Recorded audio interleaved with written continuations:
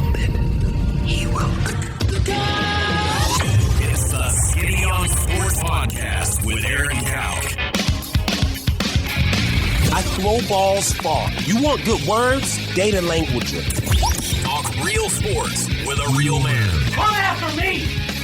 I'm a man! I'm 40! And now, here's the be-all, end-all, know-it-all of high school, college, and pro sports. Aaron Skinny Cowk with the Skinny on Sports. We're talking about practice, man.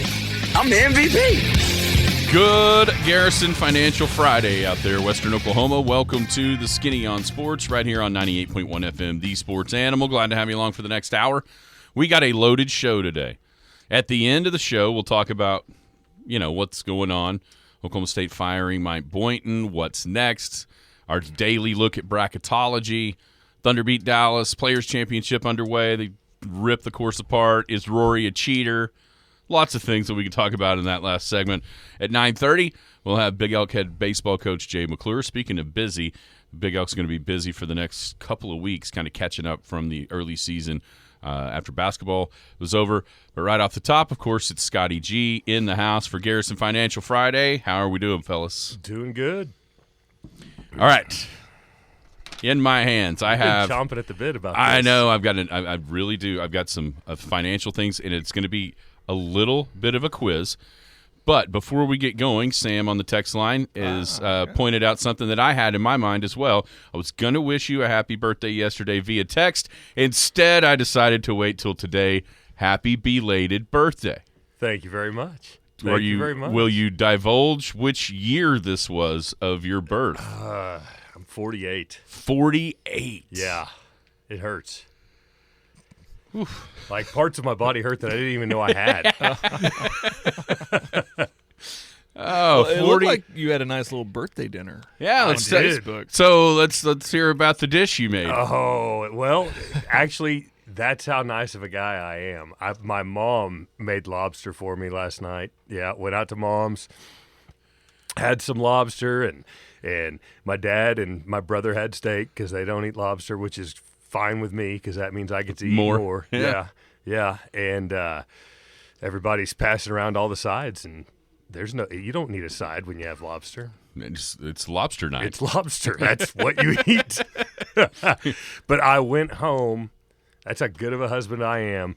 I saved one, kept it alive, and cooked it for my wife at 9:30 because she was at the school for parent-teachers meetings. Oh, that's right. It was parent-teachers conference. Look at you. So that was the one we saw on Facebook. That was the one you saw on Facebook. Even Now, on your birthday, you're thinking of others. Had you stuffed yourself so much for the lobsters at your mother's, or did you go ahead and help Melissa out with hers? Well, I mean, I wasn't sure she's going to, I wanted to crack it for her and all of that, so I might have sample just see how it was. Might have thrown a few in.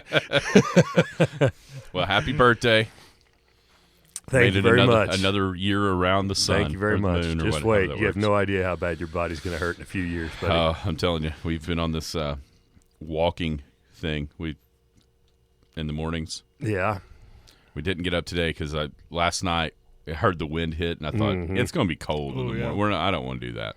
Yeah. And my legs already feel better for not walking about 3 miles. I'm like, hey, I'm a brand new man. Okay, I've got some numbers here. And I'm going to – okay, here's how this is going to work. So the first number is 2.4. 2.4. Now, there's going to be a theme to these numbers, and if you can figure out the theme right off the bat, you might have an idea. The first one's going to be the hardest, but then from there, I think you might be able to have a better chance. But 2.4 is the first number. Can anybody tell me what that number represents in the sporting world? The average strokes on 17. I don't know. No, that's not it. Okay. I have no idea. Okay. 2.4 billion. Billion. 2.4 2.4 billion. Okay. I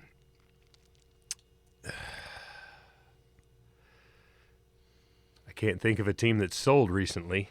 Nope. No, not a team that's sold. It's a good thought. You got me stumped. I mean, I don't know. $2.4 billion is the amount of money that was spent by NFL teams in free agency during the 52-hour legal tampering 52-hour window. $2.4 billion. That's a lot of money. Total contract worth. Now, Good Lord, that's a lot of money. that's a lot of money. So the theme is going to be free agency. Okay. The next number is 900.6. 900.6. And that is million. 900.6 million. I mean, Money on defense. quarterbacks. That's a decent guess. The 10 largest contracts total 10 largest that contracts. were handed out. 900.6. That's wow. Almost Wow. $1 billion. In on 10 contracts. Yes.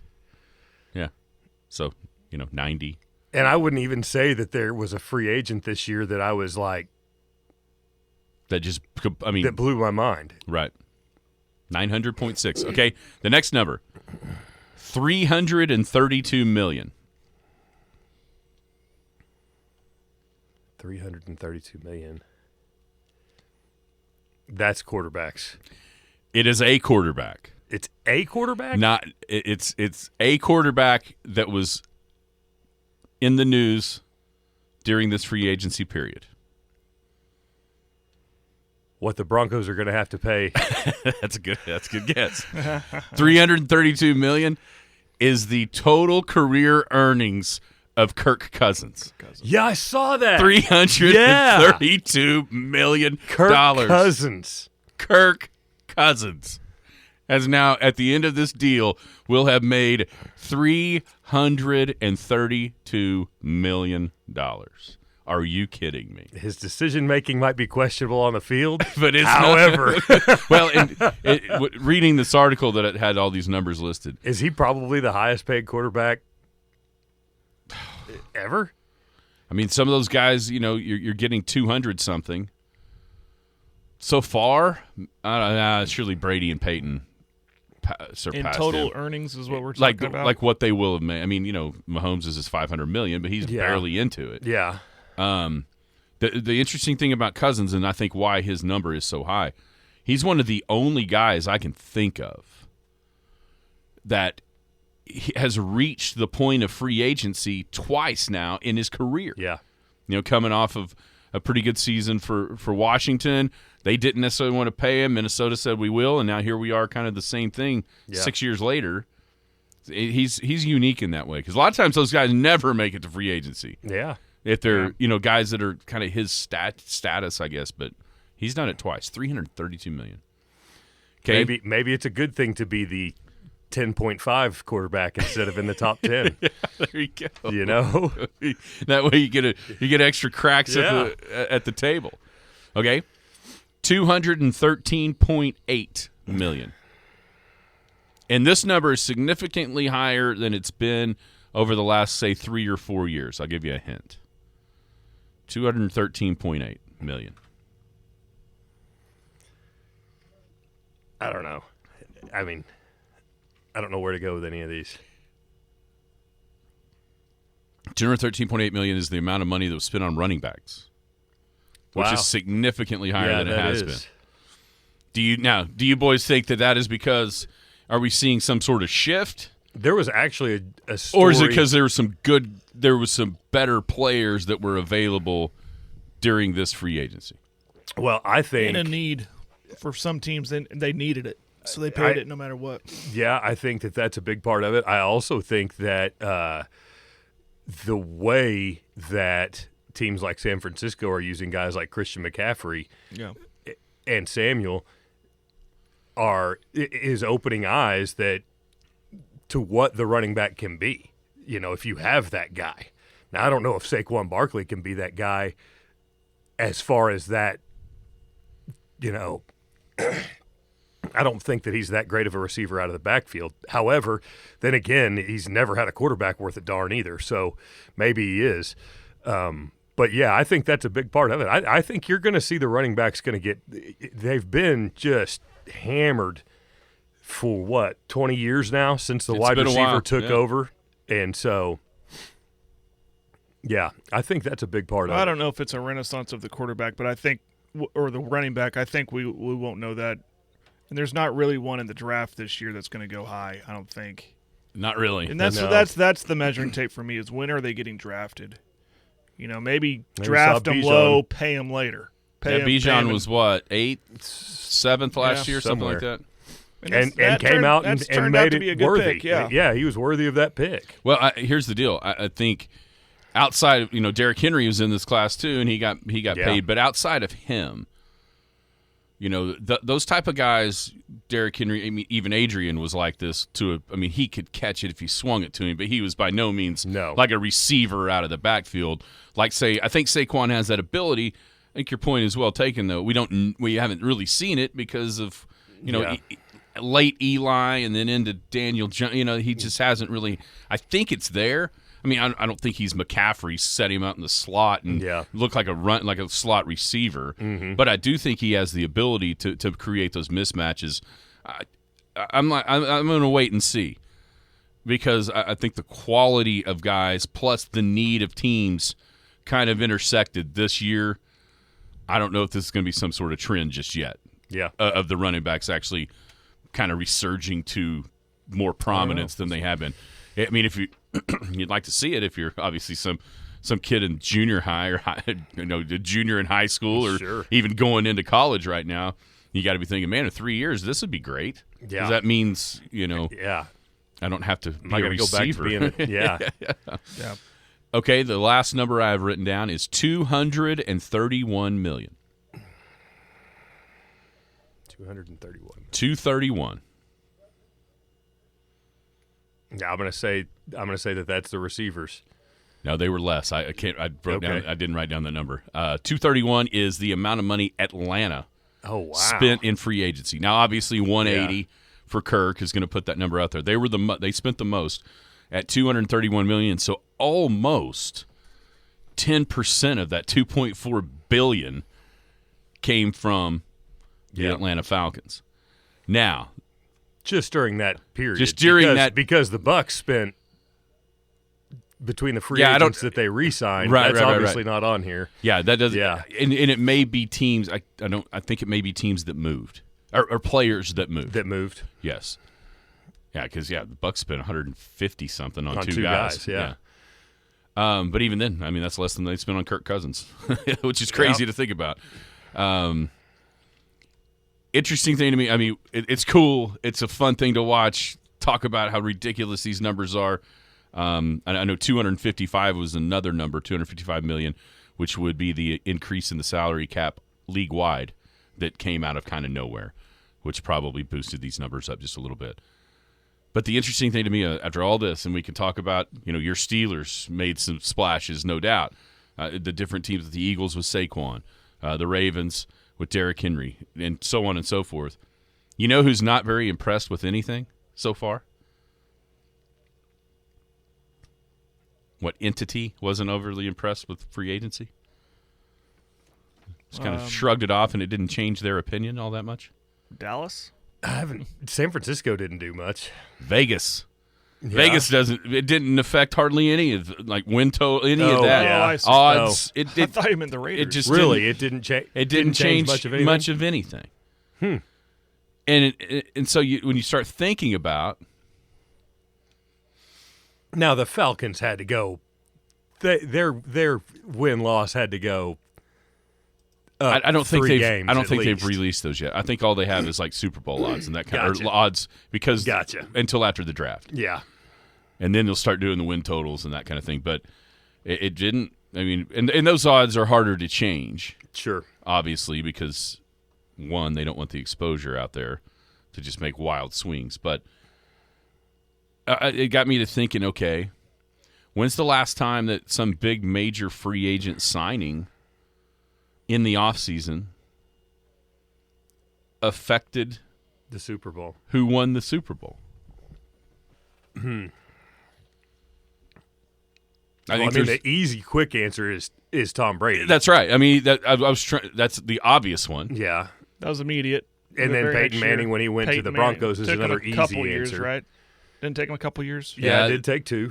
Let's see. They lost to the Ravens in 12. They got destroyed in the Super Bowl by Seattle. Yeah. And then eventually, and the funny thing about that was, as Peyton got worse, they got better. Yeah. And so then by the time they finally won it, yeah, he was really just kind of a guy. Everybody was questioning if he should even be the starter. Yeah. That's how worn out he was. So, yeah, other than those 2 that are, like you say, that are gimmies and that were looking for a team that had the ability to compete. That's right. The last time a free agent really had an impact, well, I mean, was Dion a free agent when he? well, now you're going way back. Dion was one of the original free agents when he went from San Francisco to Dallas in between 94 and 95. Mm-hmm. That was one of the It might be our first answer to that question. Yeah. I mean, that's a big reason why Dallas didn't win more and more and more because that's kind of when that all started. Mm-hmm. I mean, you'd say Randy Moss, but they didn't win. Yeah, that's a good one, though. Yeah. Well, yeah. They created the greatest offense of all time. Exactly. David Tyree's helmet kept him out of it. David Tyree's helmet lets the Miami Dolphins old geezers pop champagne every year. It's a little bit annoying to me. But how great would it be if you were one of them? Oh yeah, you just. I mean, every time any of the guys that are alive, they're in the public space. Every time they're introduced, it is with the attachment of member of the only undefeated team. Yeah, like this year, Larry Zonka was one of the guys that carried in the Lombardi. Yeah, and that was the distinction of him. Yeah. Hell, it'd be awesome if you were one of those guys, no doubt about it. Mm-hmm. And that's probably why they pop champagne. Yeah, I mean, it's the only what a thing keeping fun, them cool brotherhood thing, you know. It's the only thing keeping them in the limelight. Yeah. So let's talk your Steelers. Oh man, how do you feel about the Russell Wilson acquisition first? I understand why they did it because it was so cheap. But yeah, I agree with that. I don't understand why they would want to create even more controversy at that position. I don't know. I also wonder how maybe a lot of it is, maybe they were straightforward. Hey, Pickett is our guy. We want you to come in and be a mentor and help us develop him. I don't know. I wasn't crazy about it, but it was cheap. That's it. It was incredibly cheap. And in Russell Wilson's defense, the last 10 games or so last year, he was actually really good. But the bar was set so low for him in the time in Denver that nobody even cares that he was. So we'll see if that can continue. Denver started out so bad that literally nobody paid attention to them at all. I mean, from the very first game of Nathaniel Hackett and Russell Wilson in Seattle, when they botched the end of the game so bad, and Peyton was sitting there, timeout, on the Manning cast, and then they missed from then on, Russell Wilson's the rest of his 2-year career was basically an afterthought. Yep. Yeah, it was. Patrick Queen. I thought that was a very interesting pickup for in the division. Yeah. I thought that was wild. Yeah, it is. And has to be an upgrade. That dude is good. Mm-hmm. It is. Yeah, it's I don't know. Like I say, I just if we can start blocking. Yeah. You still haven't mentioned Trent Williams or somebody like that coming in. So yeah, that's where I am with my Steelers. When I see them get players that can hold the line, then I'll get a little excited. Yeah, because the truth of it is, Pickett hasn't been helped at all. No. In that regard with the offensive line. I mean, the offensive line was terrible, and the offensive coordinator was even worse. Would you have rather had Justin Fields? Oh, that's a good question. No, I don't think so. I want to see what Pickett can do, but he needs help to do it. I don't know. Okay, what's going on down at Garrison Financial? Hey, we're just taking care of people, keeping an eye on the market, helping people kind of navigate through these waters. Crazy times, but there's been crazy times before, and there'll be crazy times again. So you want to go over your financial plan. You want to see that your money's working efficiently. Give me a call. Come down and see us. Get you fixed up. 821-1219, 124 North Main, and, of course, Scott at SoonerWealth.com is his email address. So now, are you one of those guys that has a birthday, or do you have, like, birth weekend? Do you have, like, birth week? Is it birth month? We're going to Sam wanted to go. We usually go skiing spring break, but thanks to the feet, that's not going to happen. So Ride a sled, maybe. We are going down to the Texas 2K drag races in Enos, Texas. Sam wanted to do it. Oh, really? So, yeah, gonna this weekend get the Shelby ready, and I mean I'm not racing. Oh, okay. No, I was going to say racing. now. Whoa! Hold the phone.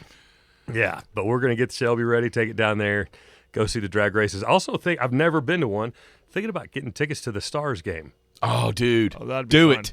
Yeah, Do it. Hockey's fun. It's awesome. You will not believe how fast it is. yeah. Okay. Yes. All right, I mean, did sold. you ever go to like a Blazers game or anything like that? Yeah. Oh, yeah. Okay. See, when I was going to hair school in Amarillo, that we had a minor league hockey team. It was fantastic. It was like $5 to get in, and then like $2 for a beer. you're not gonna believe how much different it is. Yeah, I'm sure. I mean, it's one of the jump viewing wise is higher than any other thing. All right. In my mind.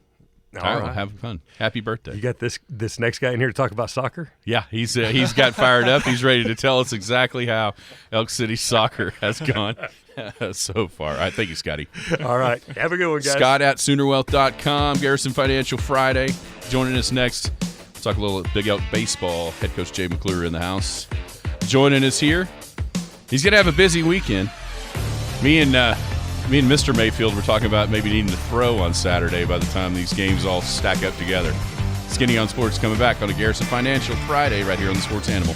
Hello, my name is Scott Garrison. You may remember me as Scott the Barber or just as Ron and Carla's son. I've been involved in our community since opening Scott's Barbershop on the southeast corner of 3rd and Main in 1998. Now I'm back in the same building as Garrison Financial. I started investing in my 20s. I invested through the dot-com crash and the Great Recession. I started caring for other people's money in 2018, and I truly enjoy sitting down with my clients, understanding their wants and needs as well as what keeps them up at night. Whether my friends just want me to invest a little of their savings or want me to work with their tax and legal professionals to strive towards optimal efficiency, we can do it all. I believe communication is key to helping my clients reach their goals. For if we are faithful over a few things, we shall be given more. Contact me at scott@SoonerWealth.com. Securities offered through registered representatives of Cambridge Investment Research, Inc., a broker-dealer member FINRA and SIPC. Advisory services offered through Cambridge Investment Research Advisors, Inc., a registered investment advisor. Garrison Financial and Cambridge are not affiliated. This communication is strictly intended for individuals residing in the states of Colorado, Nevada, Oklahoma, and Texas. No offers may be made or accepted from any resident outside the specific states referenced. Cambridge does not offer tax and legal advice. The Skinny on Sports. What in the wide world of sports is going on here?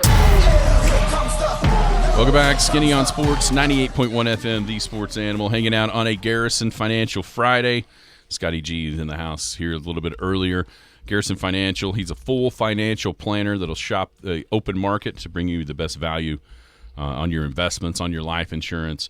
If you're one of those people that likes to kind of dibble and dabble yourself, but you just don't know how to get going, he can either create a plan and manage it for you, or he can create that plan, charge you hourly, and then you can start managing that plan on your own. Scott at SoonerWealth.com is his email address.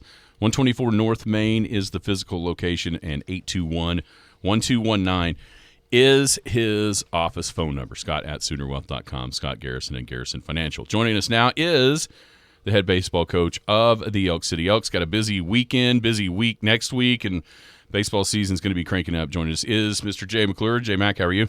Doing good. How much more comfortable do you feel here at the start of year 3 than maybe you felt a couple of years ago as a brand new head coach of the Big Elks? It all comes a little easier now. Honestly, the nerves are still there. Every time we go play, it doesn't matter who it is. There's always going to be nerves there for me anyway. And this year we had a couple injuries going into it, which kind of added to the nerves a little bit. But I mean, these kids have stepped up. We've had different kids plug in at different positions. It's been fun to watch. 5 games in so far, how do you feel that things have gone, considering the injuries and just the way it started? So far, it's been pretty good. We didn't really know what to expect. We had to move a right fielder to third base, slide a second baseman over to shortstop, move a kid to second. So going into it, we were a little nervous about those kids in particular. But the pitching's been good. We've been swinging the bats better than expected, so that's always a positive. Numbers-wise, all the way from 7th on up through your high school program, how do you feel like the numbers have stabilized, or are you even seeing still growth coming through all those teams? I think it's starting to stabilize a little bit now. 2-3 years ago, we were seeing these numbers, and we've never seen those numbers before. We've been able to have a freshman team, a JV team, and a varsity team the past few years, which is great for our kids. You get 20 kids on a team, it's tough to get everybody playing time. So being able to split them up, it does help. How hard is it to make a schedule, knowing that you have numbers that maybe nobody else really does? Yeah, our freshman group this year, it's a really talented group, but they're going and playing varsity baseball teams. So it's a little different competition level than maybe they're used to seeing. But in the long run, that's why we do it. Get them ready to go for next year, because there's a handful of them going to have to step up and play varsity next year. Every season you can tell an identity of a team. Last year's identity was very successful, and outside of personnel, I know we're only 5 games in, but are you kind of getting an idea of a feel for this team, what their identity is, their makeup, stuff like that? This group, very similar to last year's group, I think, even though we lost some really key players, Kai Keys, Big Red, Cooper Church, but I think the identity is very similar. They're a tough group of kids. Perfect example was against McGinnis the other night. We get down early, but they don't give up. They just keep fighting. They keep swinging the bats. They keep pitching, and good things happen. And that, probably credit to the culture you've created. That culture of, we're down, but we're not out. And like you said, they don't give up. I mean, sure, every team has different identities, but that culture's still there too. I hope that's part of it. With the coaches, we try to ingrain in them that, hey, there's no time clock in baseball. Yeah. It's not over to that last out's made, so keep fighting. I hope they don't put a pitch clock in high school baseball. I agree.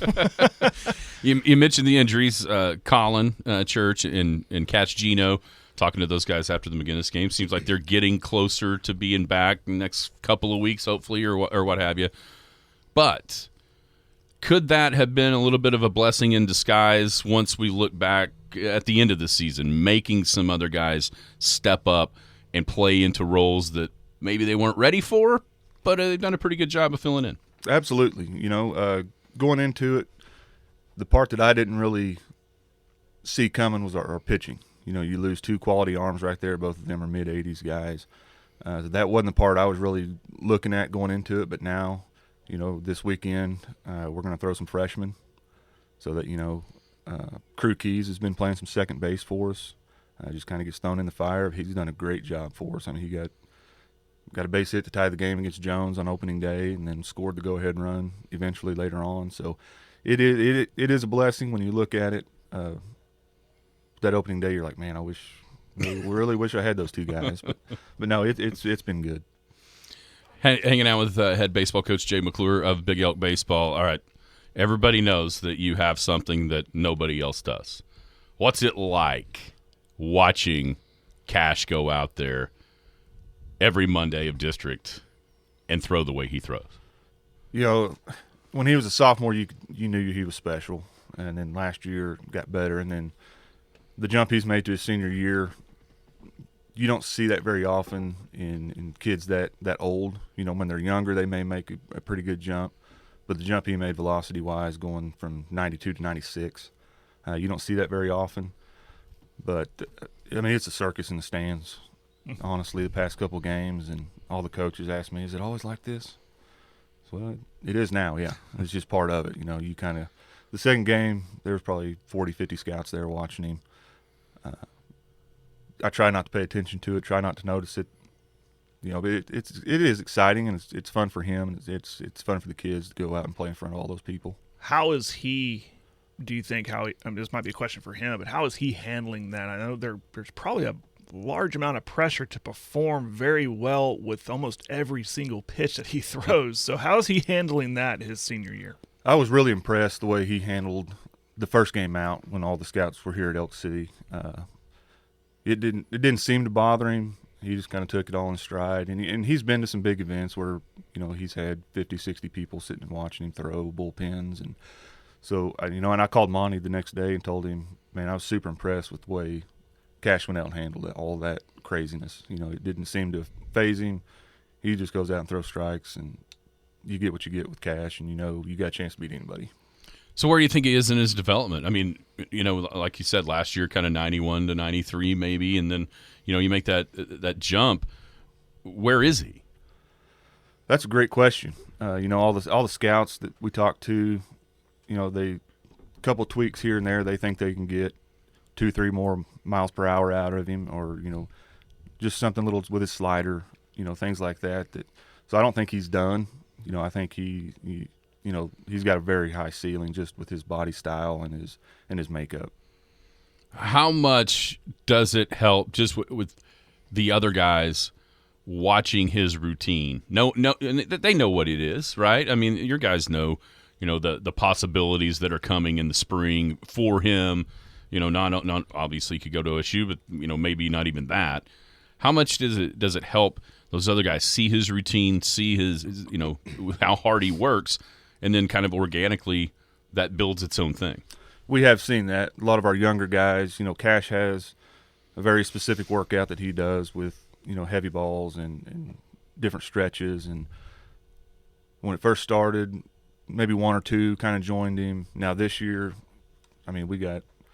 seventh graders are watching him and trying to emulate what he's doing to get their arms built up. And, our whole pitching staff pretty much does, Cash's workout now, which is good for our guys. If they're half as good as Cash, I'll take them. Big games today, we hope, or unless the weather changes that. Tuttle coming to town. Just on top of that, this district, again, looks like it's very formidable.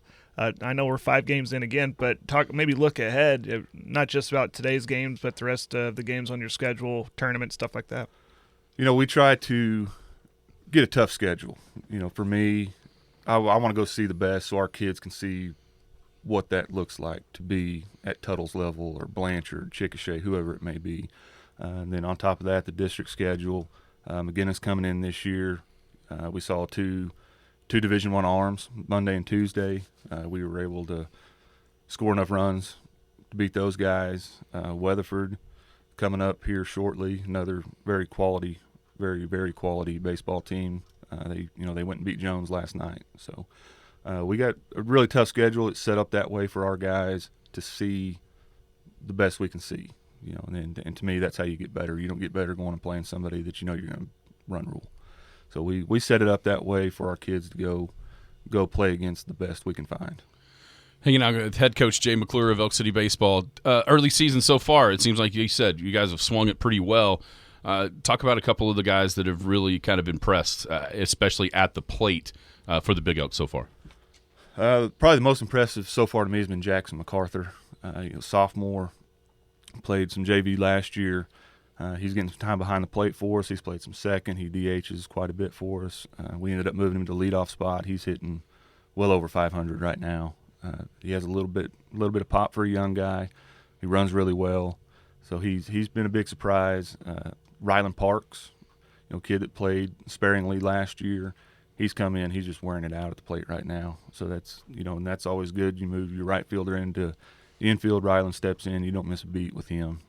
He gets up and takes his hacks. And so those two guys have probably been the two biggest surprises for me. Yeah, and then, of course, you probably planned on Big Riley swinging it, and he's been really good so far too. Yeah, 1 through 9, I look at our lineup 1 through 9, and you're like, man, we ought to be able to just pound anybody they throw at us.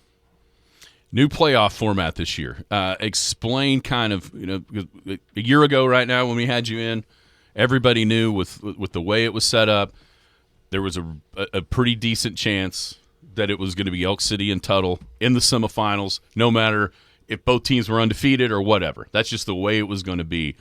That has changed a little bit, so kind of explain to our listeners how the changes have been made to the playoff format to get to the state tournament.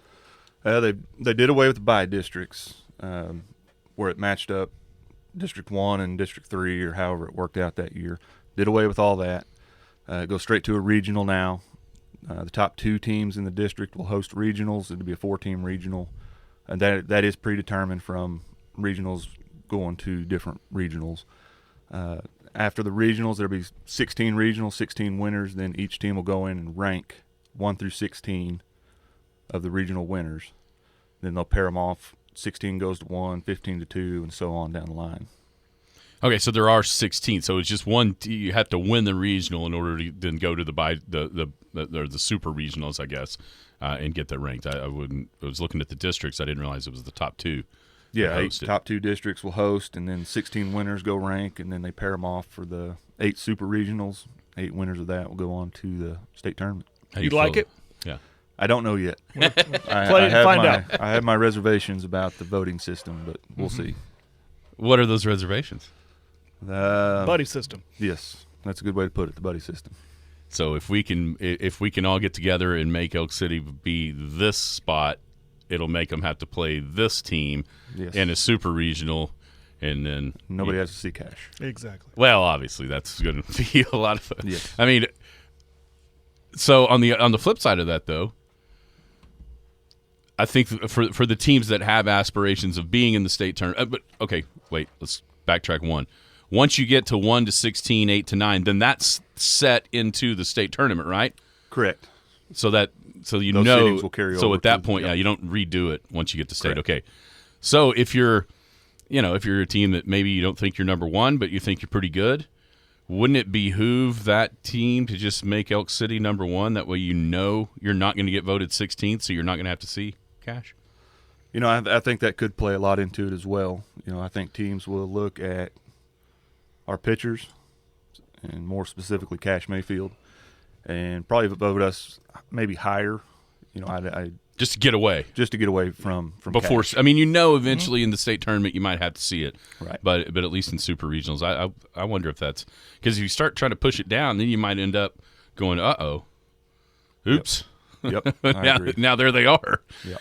All right. So early season, like I said, just 5. You're going to learn a lot here in the next couple of days, all the way down to the spring break week, going down to Broken Bow, playing some competition down there, and of course what you've done in district. What is something that you think right now, man, if we could just get a little bit better at that, we might be, back where we've been the last couple of years competing to win the 4A state championship? Right now it'd probably be pitching, just consistently throwing strikes. We've walked a few here and there, and it hadn't been terrible. But compared to last, you lose Cooper Church, and people may not notice Cooper Church because he's not a big power arm, but he just threw strikes.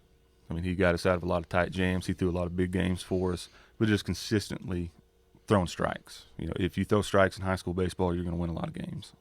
So that to me, that's kind of our, I don't want to say weakness because it's not a weakness, but it's probably our area of improvement. Yeah, I guess there's some guys maybe at the hospital getting fed for breakfast this morning listening. Do you know anything about this? I didn't know anything about that. Well, my wife asked if you'd say some nice things about whoever that is. I don't even know who they are. But some of your guys. Oh, some of my guys? Well, depending on who it is. I don't want to go out on a limb and say something I'll regret. All right, so today, 1 o'clock, and then just whenever after that, it's going to be Tuttle in town. 2 varsity games because of last Friday's rain out. Didn't get to go down there. So playing 2 today, and then tomorrow, tell us what's going on. Tomorrow we got Mount St. Mary coming in. They were here last year for the regional. They dropped down to 3A. They wanted to come out here and play, so Mount St. Mary and us will play at noon. And then Weatherford's coming over, and it'll be Weatherford, Mount St. Mary, probably 2:30ish. So just after that'll be back to back. You and Weatherford aren't playing. It's not like a 3-way. Correct. It's just that you guys will play them, then Weatherford will play them. Correct. Awesome. Well, it's spring break. Where are you guys going? We're going down to Broken Bow this year. trying to save a little money. Probably looking at saving about $15,000 by not going out to Alabama again. Those cabins can get expensive, though. They can get expensive. They are expensive. But we want to go see some competition we may run into later. So we decided to stick around this year and go down to Broken Bow and go see some of the teams from the East. Any Texarkana teams coming, like Texas or Arkansas or anything like that? We don't play any. I'm sure there's probably some that come up and play, but this year we won't see any Texas teams. Cool. All right, Jay McClure, head coach of Big Elk Baseball. Awesome opportunity in the next 2 days to see some really, really solid high school baseball. Elk City and Tuttle, a doubleheader, which is all varsity today starting at 1 o'clock, and then tomorrow at noon, Mount St. Mary, which, as Jay mentioned, regional championship game last year was Mount St. Mary and Elk City. They dropped down to 3A. I'm sure would be a contender there because they had a bunch of guys coming back. And then, of course, Weatherford. If you want to get that sneak peek at the Weatherford Eagles coming up on the district schedule in April, you can get a chance at it tomorrow as well in Ackley Park. Hey, appreciate your time. Thank you guys for having me. Good luck today. Thank you. Have fun. Stay warm. Yes, definitely. And by the way, I didn't get this text from your wife, and she didn't say it yesterday at Weatherford either, but I'm going to tell, because every time I see her, eat something before the game, please. We'll try. No promises. Head coach Jay McClure of Big Elk Baseball. When we come back, talk about the news of the day yesterday. Oklahoma State firing head basketball coach Mike Boynton. What does that mean? Is it worth our time to talk Doug Gottlieb? That was all the talk yesterday. It was. Skinny on Sports coming back to wrap up a Garrison Financial Friday next right here on the Sports Animal. Hello, my name is Scott Garrison. You may remember me as Scott the Barber or just as Ron and Carla's son. I've been involved in our community since opening Scott's Barbershop on the southeast corner of 3rd and Main in 1998. Now I'm back in the same building as Garrison Financial. I started investing in my 20s. I invested through the dot-com crash and the Great Recession. I started caring for other people's money in 2018, and I truly enjoy sitting down with my clients, understanding their wants and needs as well as what keeps them up at night. Whether my friends just want me to invest a little of their savings or want me to work with their tax and legal professionals to strive towards optimal efficiency, we can do it all. I believe communication is key to helping my clients reach their goals. For if we are faithful over a few things, we shall be given more. Contact me at scott@soonerwealth.com. Securities offered through registered representatives of Cambridge Investment Research, Inc., a broker-dealer member FINRA and SIPC. Advisory services offered through Cambridge Investment Research Advisors, Inc., a registered investment advisor. Garrison Financial and Cambridge are not affiliated. This communication is strictly intended for individuals residing in the states of Colorado, Nevada, Oklahoma, and Texas. No offers may be made or accepted from any resident outside the specific states referenced. Cambridge does not offer tax and legal advice. The Skinny on Sports. First and last, baby! Welcome back, Skinny on Sports, 98.1 FM, the Sports Animal, hanging out here on a Garrison Financial Friday. Easy show for us, Jared. Just ask Scott a question or two, let him talk. Ask Jay a question or two, let him talk, and we just kind of hang out. Still got a lot of information out there. Yeah, we absolutely. Yeah. Hey, it's a little bit cooler today, but that doesn't mean that the conference tournaments aren't heating up. Getting into kind of the semifinals, depending on which one, with the Big 12s and the semis today. What a perfect place. You know where you need to go to watch and enjoy? The Boom Town Grill. We talked about yesterday the Thursday 50-cent wing special, Tuesday the chicken fry, $5 chicken fry special. Of course, there's the 12 big screen TVs, happy hour 2 to 6, Monday through Friday, which means still today, happy hour 2 to 6. 11 beers on tap, 30 bottled and canned beers available with imports, domestics, and large wine. We talked about the comfort food. But you know what else there is? There's healthier options. Oh, okay. There's definitely healthier side to the Boomtown Grill. Salads, grilled chicken salad, steak salad. There's salmon on the menu. And so it's not, Kara and I say, let's go to a Aaron restaurant, which is biscuits and sausage gravy. Yeah. Or let's go to a Kara restaurant, which is hummus and wraps. Boomtown's both. It's got all the options, from healthy options all the way down to the comfort food and the chicken fries and mashed potatoes and gravy. Perfect spot to watch all the sports, and it is the headquarters of March Madness at the Boomtown Grill. 2103 South Main in Elk City. 225-3463 is their phone number for carryout options.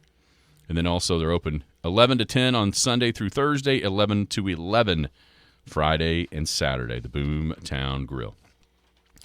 Big news of the day yesterday around here, obviously, was Oklahoma State parting ways with head coach Mike Boynton. After 7 seasons, Boynton amassed 119 and 109 overall record.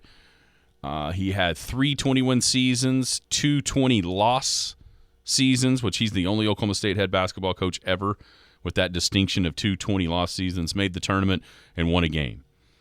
Not obviously up to the Eddie Sutton standard, but Oklahoma State basketball hasn't been that since Eddie left. Just kind of your overall thoughts on that actually happening, and then we'll talk about where Oklahoma State goes after that. Well, I think I made it clear I thought it was going to happen, and it did.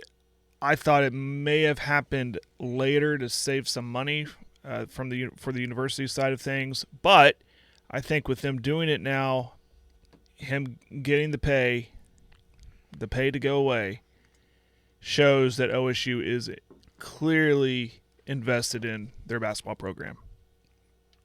So we'll see if that continues with who they go and hire and what kind of deal do they go, So that's, of course, that's going to be speculation between now and you'd expect maybe a hire at maybe days after the end of the tournament because their guy is probably going to be in this thing. But my point is, it's unfortunate because everything you hear about, he's just a nice guy and he's going to be fine. I mean, that payout was good, and he'll wind up on a staff somewhere or maybe even as a head coach somewhere else. But the point is, I think it's a good sign for OSU and OSU fans that your university is clearly still invested in the basketball program by making this move now and signing that check and moving forward. So that's the silver lining out of all of this, in my opinion. Yeah, I don't think we talked about it in speculation of what might happen. I really don't think it had as much to do with wins and losses as it did those last couple of home games after Bedlam and the apathy from the fans. You could probably handle losing just a little bit, but when you're getting $4 or $5 grand to show up, that's when I think that it became apparent it was time. And so, yeah, that's the first thing I thought when I saw today after the show was that's a great sign for Oklahoma State basketball and the commitment to it, because you had to start. I mean, it just naturally wonder because of how important football is to everything, not just at OSU, at anywhere. Do some of these other things go on the back burner? And it's really kudos to Chad Weiberg for making that decision and whoever ponied up the money for that buyout, which it's a good sign for Oklahoma State basketball going into the new Big 12, which doesn't get any easier. With even though Oklahoma and Texas have been what they've been in basketball since the Big 12's inception, but Arizona, you're talking about teams that they could play. Yeah, can absolutely they're no play. slouches. And oh man, you ever do that? Just lose it. Right on the tip of my tongue, I lost it. Anyways, no, it's a good sign for OSU, and so curious. I mean, we're going to move on now and talk about who they could hire, and I'm curious what direction they go there. I think you're going to see. I think you're going to see their next head coach in this tournament, and I would be looking at the mid-major types of guys. Maybe possibly an assistant on one of the Power 5 teams, maybe. But for me, you're looking at head coaches of smaller programs. Now, which one they target? I know the Drake head coach. I can't remember. It starts with the DeVries, something like that. I know he's a hot name out there. FAU, May. I think with FAU though, he may be kind of a notch above. Ohio State Open, that a little bit higher. Maybe not, but I do think that's more of a maybe a little bit too late to the party type of thing there. But yeah, I think you're right. You're going to see somebody that you'll watch over the next little bit here is going to end up being the guy. Who that is, I'm sure they've, you don't make a move like this. Chad Weiberg doesn't make a move like this without having an idea of who they want. Now, the one question is out there about Gottlieb. It's not happening. It's not going to happen. I think there's a multitude of reasons why it's not going to happen. One, there's. I understand why he. It's easy for us to go, well, why won't he just go be an assistant somewhere? If he really wants this job, why won't he just go be an assistant? Well, I'll tell you why. He makes about $1 million on radio and TV. It's so. He's still got to take care of his family, right? Right. Were they paying him with rice and beans as an assistant? Well, an assistant at where? Find a good place to be. Okay, an assistant. he's going to take a 90% pay cut. I mean, how much do you think? It's hard for me to feel sorry for him if he really wants a job. Sacrifices might have to be made, right? Oh, so so if you really wanted a job, you'd take a 90%. I mean, how much money do you think he's going to make at an assistant in some small college? I don't know what the pay range is for assistants. $100,000 tops, $200,000 tops. I mean, what do you think the head coach at Drake is making? A couple $100,000? Yeah. Okay, well, his assistant ain't getting there. Point is, that's just not going to happen unless the brass at Oklahoma State will just hire him. He is never, ever going to give up the job he has for that. And so, therefore, he's never going to be the OSU basketball coach. Has he voiced interest in this job? I know the last 1,000,000%. Has anybody called him or asked for a comment after the news yesterday? I'm curious if that tune has changed for him. As far as he wanting the job or not. Oh, if he gets offered the job, he's taking it. That's a guarantee. He's some sort of analyst there anyway, or a helper. Yeah, no, he's taking that job if it's offered to him, but it's not going to be offered to him. So I guess my point is, yeah, it's fun to talk about because of his notoriety within basketball, but his notoriety within basketball has nothing to do with being a coach. And I get the idea of him knowing the game, and he does know the game. And I think that the least of the worries about Gottlieb would be during the game. Yeah. The management of the game, I think, are the least of anybody's worries about him because he does know it. Not knowing how to be a coach, not knowing the rest of that job is why he's not going to get it.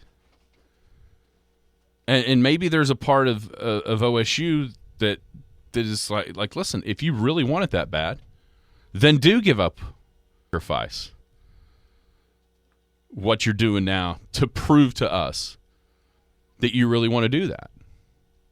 And so that's where the stalemate is going to happen and always is going to happen, in my mind, because nobody is giving up 80% of their salary to go to Idaho State to be an assistant. Right now, I think that Gottlieb has some built-in advantages with his network of basketball people, none other than one of his best friends, Brian Montanati,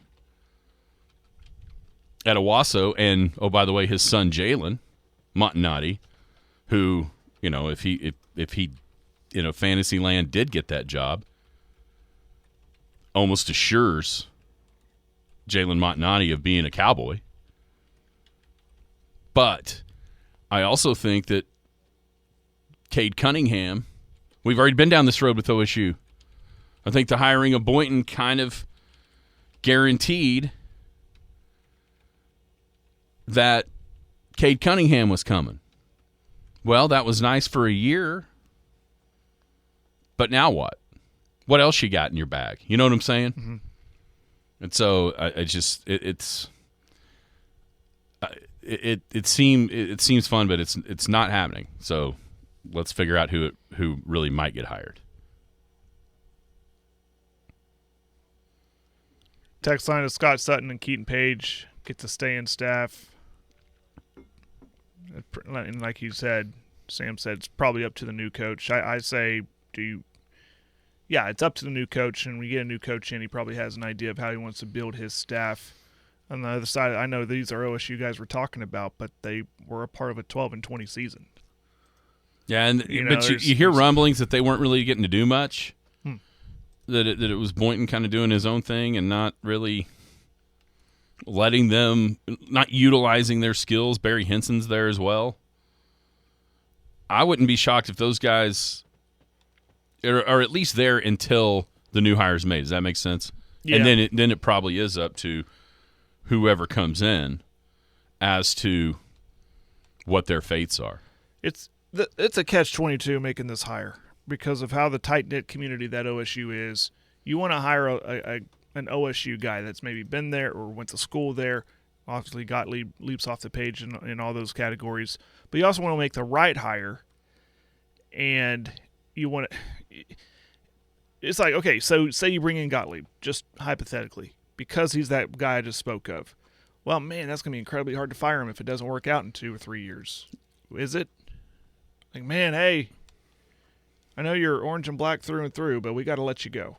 Yeah, I don't think so. Or is it easier to fire a guy that they hired from outside, like he gave a chance to the DePaul guy or the Florida Atlantic guy?